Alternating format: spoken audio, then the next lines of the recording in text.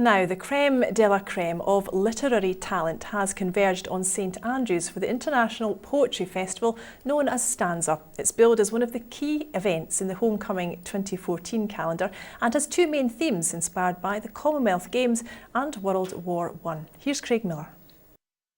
They're wandering, perhaps not lonely as clouds, but certainly through the streets of St Andrews. This is the Poetry Walk, part of StAnza, a truly international festival of poetry taking place here over the next few days. The theme of the walk is sporting chance, and every now and then these people are stopping to take in a few verses. Twice a week the winter thorough, here stood I to keep the goal. Football then was fighting sorrow for the young man's soul. The Poetry Walk isn't just about taking exercise.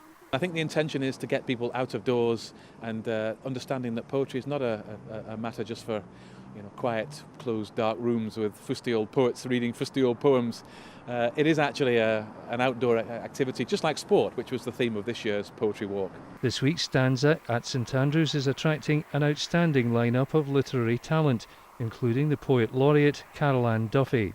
The event is marking Homecoming Year 2014 by running two themes of games and the centenary of the start of World War I.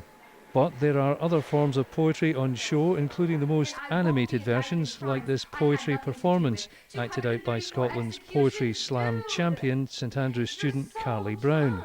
But isn't it just a bit odd to see poetry on the move in the streets? It is. Poetry is not a natural thing for your average person, but when we really need something in our lives that speaks to us, we turn to poetry. Poetry at funerals, poetry at weddings, poetry at great national events. So poetry in the open air shows that actually it works anywhere. So this week in St Andrews there will be a commonwealth of words.